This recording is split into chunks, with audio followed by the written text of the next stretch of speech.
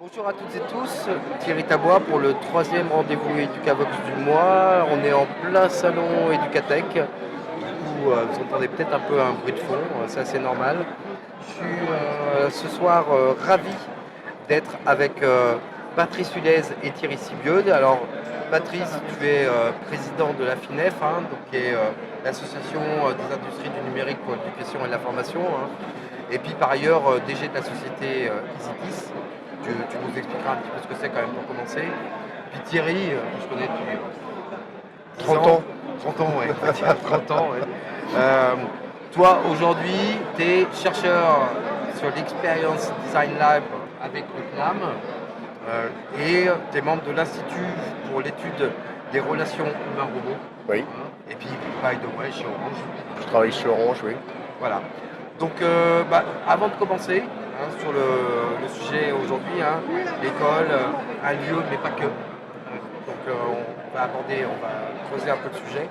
Peut-être, Patrice, aborder un peu plus ce que tu fais, en particulier au sein de la FINEF. Bien sûr, alors, donc je suis Patrice Hulez, je suis le président de la FINEF, nommé il y a 9 mois exactement. Et j'ai proposé à la FINEF ma nomination sur le thème de réenchanter le numérique éducatif.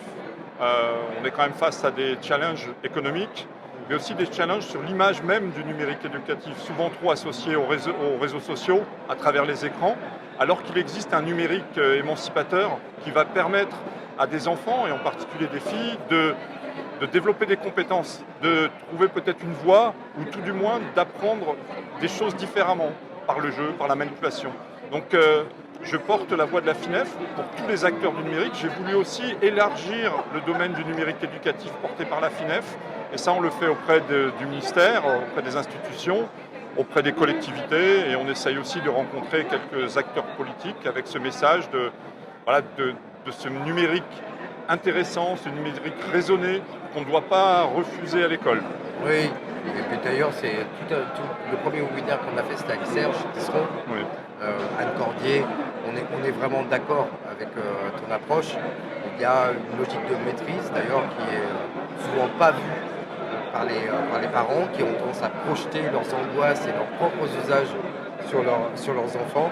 Et donc ce côté anxiogène, quand on regarde les travaux de Sonia Livingstone du London School of Economics ou d'autres, on voit bien que toutes les recherches ne vont pas dans ce sens-là et qu'il y a effectivement un numérique au service de l'émancipation humaine et de la citoyenneté et que l'interdire, c'est juste une hérésie.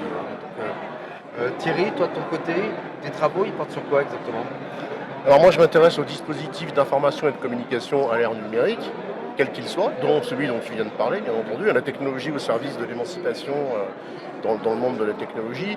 Et en particulier, je m'intéresse au rapport que les humains ont aux agents conversationnels, les chatbots, que ce soit des chatbots textuels qu'on peut retrouver sur le site de la SNCF, ou bien des IA génératives comme ChatGPT, Grok, etc., etc. Et je m'intéresse à cette interaction sous l'angle cyberpsychologique. Alors c'est de la psychologie appliquée au rapport que les humains ont aux machines.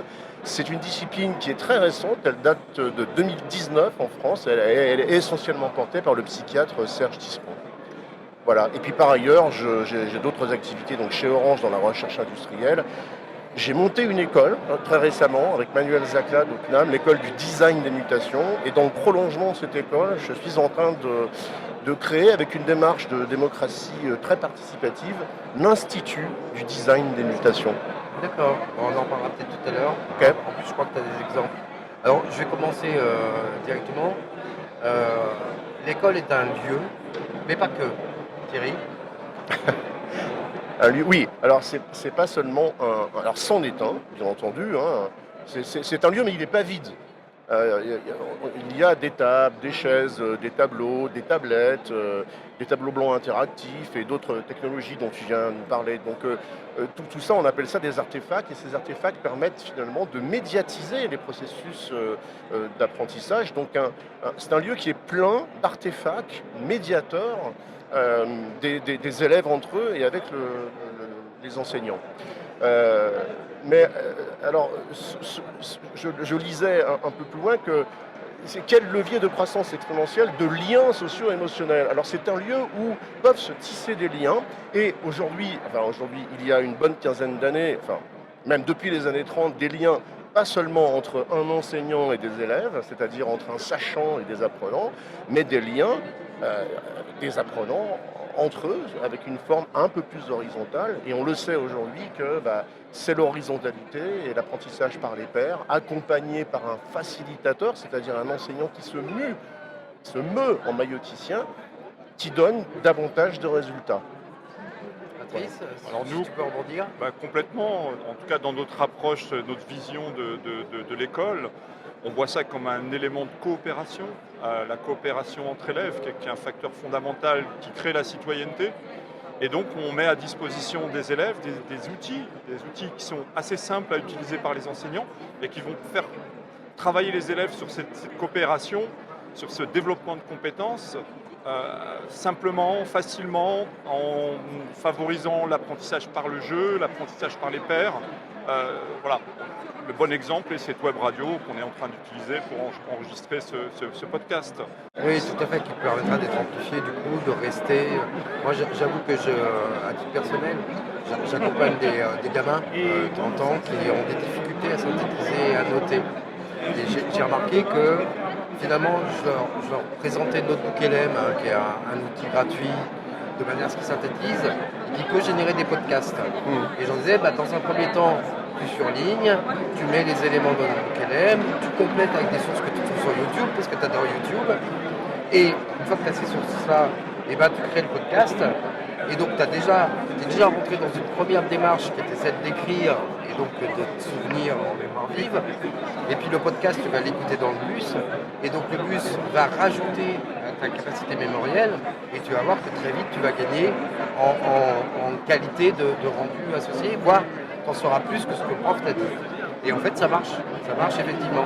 Mais là, on est sur des logiques d'outillage au service de ta pédagogie, parce que sinon, on a bien vu, quand les tableaux blancs sont sortis, il n'y avait pas d'idée derrière, c'était remis au placard. Aujourd'hui, on en revient, mais parce qu'on s'est habitué en termes d'usage. Si je peux intervenir, je suis assez bien placé pour parler du thème. Ma première société, c'est un fabricant de tableaux blancs interactifs. Donc j'ai participé à la mise en place. D'ailleurs, notre collègue François le sait bien, puisqu'on avait travaillé longtemps ensemble sur ces sujets-là. Donc oui, j'ai travaillé sur ce thème-là, et j'ai d'ailleurs créé EasyTeach il y a 11 ans maintenant, complètement à l'opposé de cette proposition, en allant vers des outils pour la classe, pour un usage simple, de partage, et non pas un outil de présentation audiovisuelle collectif qui peut avoir dans certains cas un sens, mais qui n'entraîne pas de démarche pédagogique et d'apport particulier pour l'élève. Ouais. Et alors, du coup, Thierry, je vais retourner vers toi. Je rajoute, parce que je vois que tu voulais réagir, donc je vais réagir aussi. Mais du coup, je renforce le point en disant que j'ai pas discuté avec ta DI à une époque, du CRI, et sur la recherche interdisciplinaire, et il y avait cette idée de tous les bébés sont des chercheurs. Oui. Je sais que tu as pas mal travaillé toi aussi sur la prospective, sur les logiques de qu'est-ce qui permet l'apprentissage et la mémorisation des choses. Et donc si tu pouvais en parler, maintenant tu avais peut-être quelque chose Oui, je réagis sur ce que vous venez de dire. Pour dire qu'en effet, le risque avec la technologie, c'est de pêcher par solutionnisme technologique et d'oublier que l'éducation, c'est avant tout, et c'est dans la question, elle est vraiment très intéressante et très riche, cette question, c'est avant tout un état d'esprit. Voilà.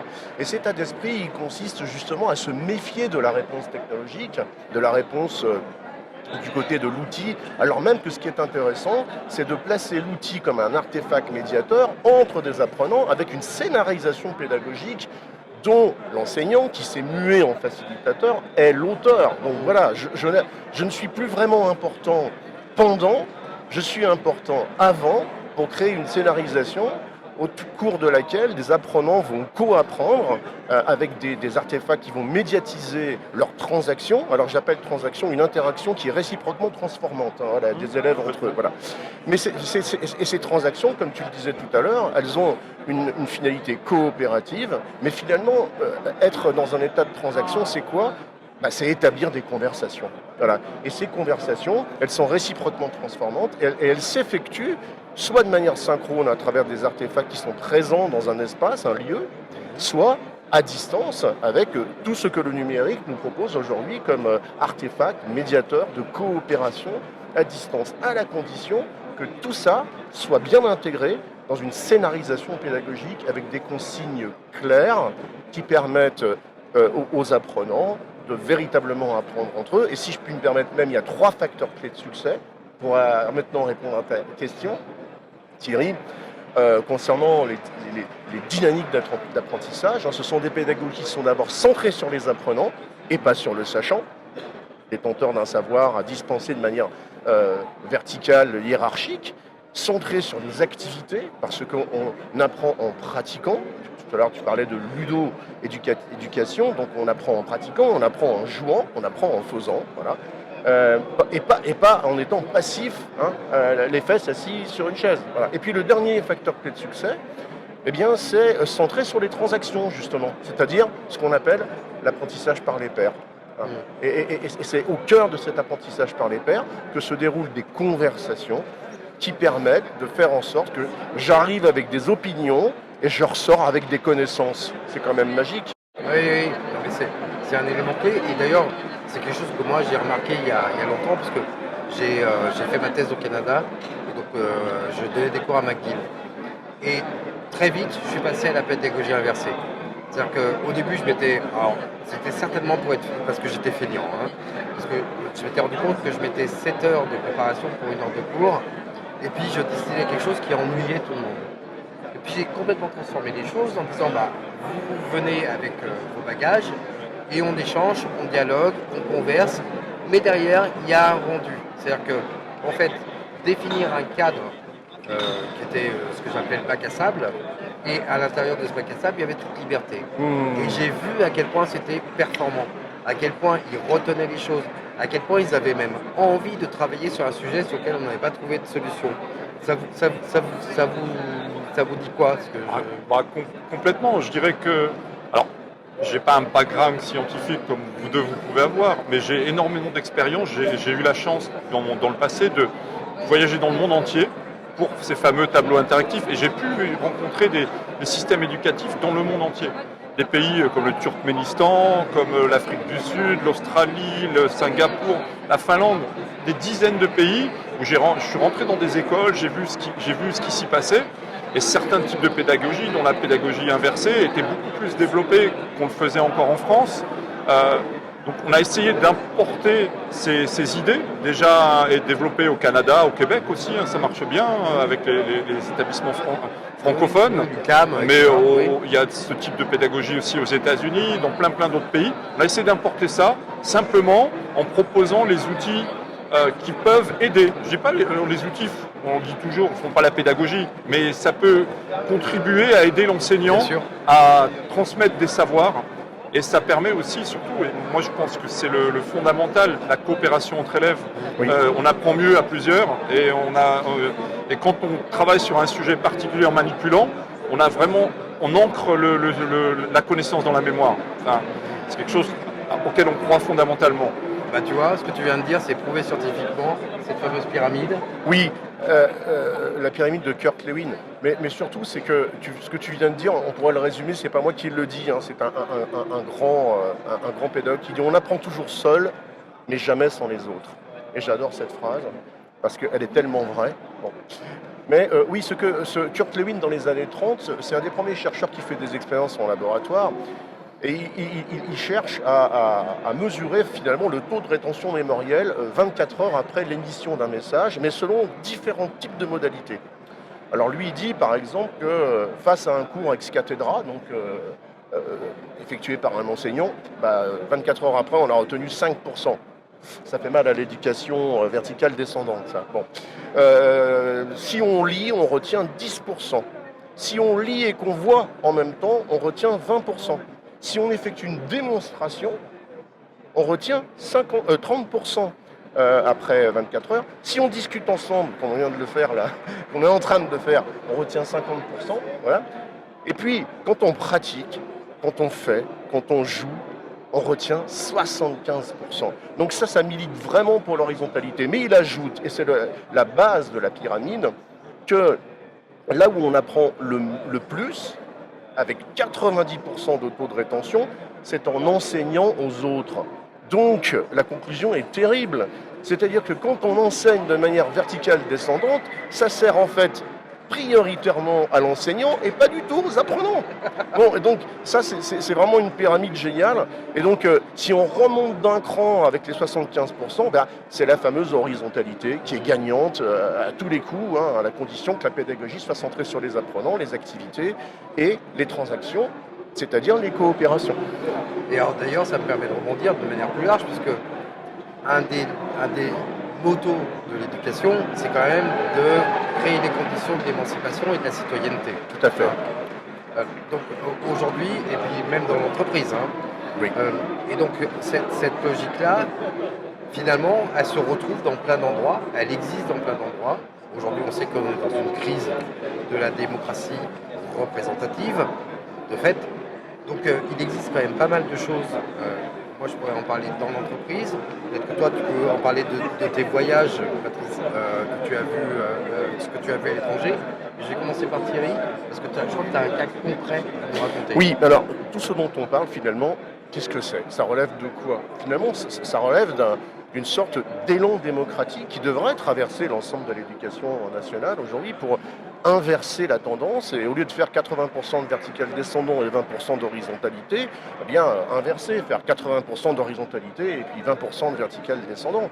Tout ça dans une perspective de plus grande démocratie, on pourrait dire populaire et participative, qui va chercher l'intelligence collective là où elle se trouve en réalité et qui a beaucoup plus de valeur que l'intelligence d'un seul, sachant qu'en plus ces fameuses coopérations dont tu parlais tout à l'heure, elles génèrent de nouvelles connaissances, de nouvelles compétences, et donc ça c'est un vrai cercle vertueux. Mais en effet, si l'école est un territoire, il y a de multiples territoires autour de nous. Et si je veux prendre un exemple assez frappant, c'est le territoire de la montagne Limousine. Il est à cheval sur 3 départements, la Creuse, la Haute-Vienne et la Corrèze.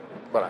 Faute d'avoir des politiques publiques issues de notre représentation, de notre démocratie représentative efficace, prenant en compte les problématiques locales de ces territoires, eh bien, à l'initiative de Michel Lulec, un homme favorable à la décroissance, eh bien, des acteurs locaux, sous forme de syndicats, se sont réunis ensemble sous la forme d'un syndicat de syndicats. Et ces gens commencent à s'auto-éco-organiser à partir des ressources naturelles de leur territoire, dans une logique complètement horizontale et avec une gouvernance fondée sur de la démocratie coopérative, participative et populaire, de manière finalement à, et moi j'emploie volontairement ce terme, à effectuer une sorte de design des mutations. Alors, souvent le design est lié à des formes tangibles, un siège, une bagnole, voilà, bon, bref. Mais moi je l'emploie volontairement parce que finalement je crois que, j'en suis convaincu que nous arrivons à une époque où il y a une très très très forte demande latente pour designer des formes d'existence. Et ce qu'a fait Michel Lulec avec tous les acteurs de cette montagne Limousine, eh bien je crois que c'est ça. Voilà. C'est de dessiner ensemble les formes d'existence démocratique, populaire dont nous avons besoin face aux limites, sinon à l'échec de la démocratie représentative. Patrice, ce que je remarque aussi, c'est qu'à chaque fois qu'on a parlé là, de tous ces sujets, que ce soit dans le monde éducatif, que ce soit plus largement sur les territoires, à chaque fois, il y a quand même un projet et un élément de rendu réel. Oui. C'est-à-dire que ça s'inscrit dans une réalité. Toi, de tout ce que tu as vu, de ce qui fonctionne ou de ce qui fonctionne moins bien, quel est ton point de vue? Nous, là, C'est bon, on a été coupé.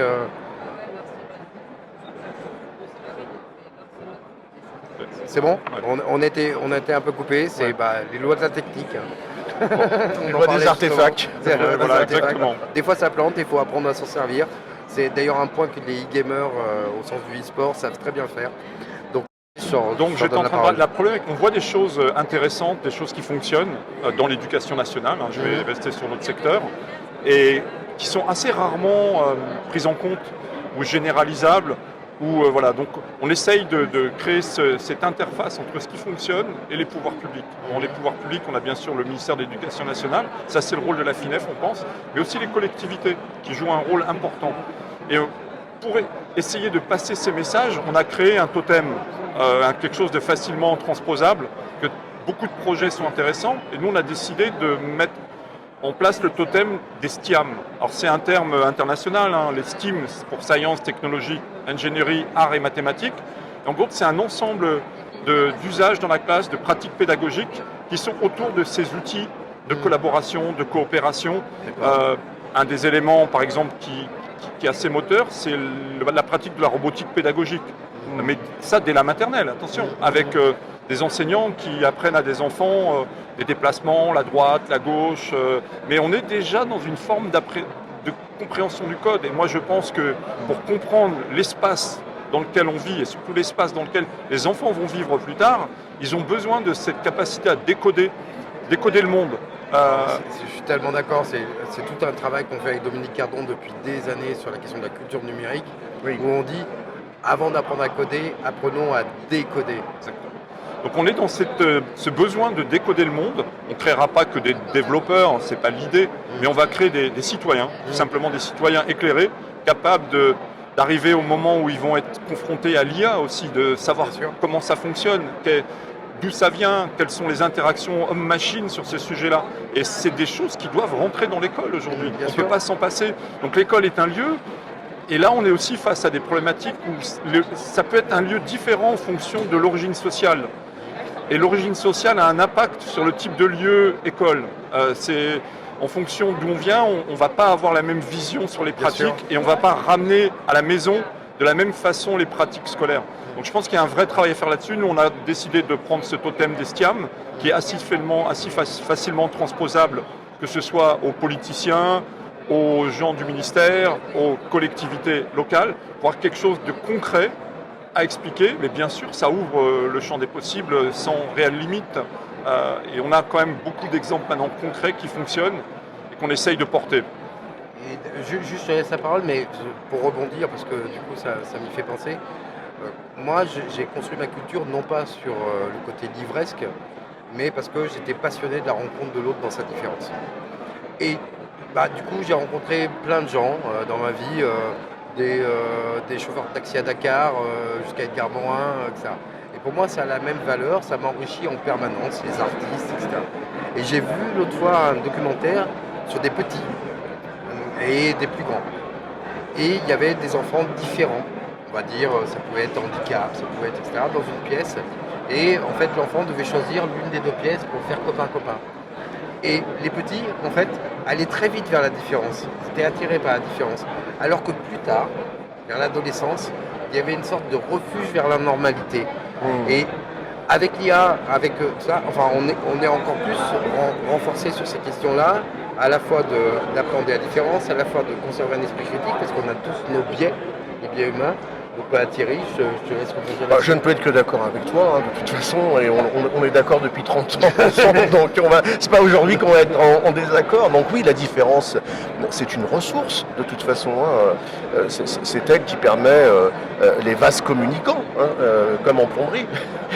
Là où il y a de la différence, il y a une possibilité que quelque chose transite de l'autre à moi, de moi à l'autre, dans une coopération, dans une transaction. Voilà, mais en fait, depuis tout à l'heure, je me dis que de quoi parle-t-on ? On parle de manière de se réunir ensemble, quelque part, sur un territoire en fait. L'école est un territoire, la montagne limousine est un territoire. Et tu disais tout à l'heure, Thierry, oui mais d'accord, mais il y a quand même quelque chose qui finalise nos transactions, nos coopérations, c'est la création. Et alors, si les bébés sont des chercheurs, ce sont aussi de grands créateurs. Oui. C'est les deux. Alors, ce que tu viens de dire est très intéressant, et de ce point de vue-là, les adultes devraient désapprendre, parce que finalement, tout l'arsenal de normatif vient tuer, amoindrir, effacer le bébé chercheur qui est en nous. Mais il est toujours là. Donc, il y a le moyen, grâce à la pédagogie, d'aller chercher cette créativité-là chez chacun. Voilà, de 0 à 90 ans. Voilà. C'est un processus tout tout au long de la vie. Mais c'est un processus tout le long de la vie. C'est régénératif. Voilà. Et donc finalement, il y a un modèle qui émerge. Il y a une problématique. On réunit des gens autour de cette problématique. Ça s'appelle des parties prenantes. Et puis on essaye avec ces parties prenantes d'inventer ensemble une solution. Alors il faut qu'on se mette d'accord d'abord pour qui fait quoi, quelle est la finalité de notre réunion, etc. Et donc après la seconde étape, c'est dire d'accord, on va faire des choses ensemble. Donc ça c'est de l'aménagement de territoire, on pourrait dire, comme l'exemple de la montagne limousine ou de l'école. Et la troisième étape, après cette manière d'être ensemble, c'est-à-dire des institutions sociales, cette manière d'aménager le territoire, c'est-à-dire des institutions matérielles, il y a des institutions discursives, on pourrait dire, c'est-à-dire qui ont vocation à produire un discours, et ça c'est de la création. Toute création est un discours. Donc voilà. Un récit. Un récit. Donc voilà, alors dans le premier cas, la réunion, ça vise à transformer les protagonistes. Le territoire vise la constitution d'un milieu partagé. Et enfin, la création, ça apporte une solution à une problématique donnée. Patrice, je te laisse conclure. Oui, très facilement. On a, nous, par exemple, un test qu'on fait quand on a des réunions avec 30-40 personnes. On a un petit jeu. On a des petits blocs Lego, 6 blocs Lego. Chaque personne reçoit les mêmes 6 blocs Lego et doivent créer un canard. Et je peux vous assurer, 30 personnes avec 6 blocs Lego, on a 30 canards différents. Voilà. Donc, on est tous des bébés chercheurs, exactement. Créateurs. Et c'est assez bluffant à chaque fois qu'on le fait. 30 canards différents. Bon, je le ferai avec vous un jour. Ouais, c'est assez bluffant. Donc créativité, c'est le centre de tout. Mais parce que chaque canard est le résultat de transactions coopératives. Et comme les individus sont différents dans chacun des groupes, ça donne pas le même canard à chaque fois. Exactement. Écoutez, parfait. Merci à vous deux. Merci beaucoup pour c'est vraiment cet sympa de vous échange. avoir. Alors, Merci juste infiniment. un petit point. Vendredi, 9h, je serai sur une table ronde que j'animerai. Et on abordera un petit peu toutes ces questions-là, mais d'un point de vue, on va dire, d'action concrète, de visibilité concrète, et surtout la question qui est quand même centrale, qu'on a juste abordée là, qui est comment on passe à l'échelle.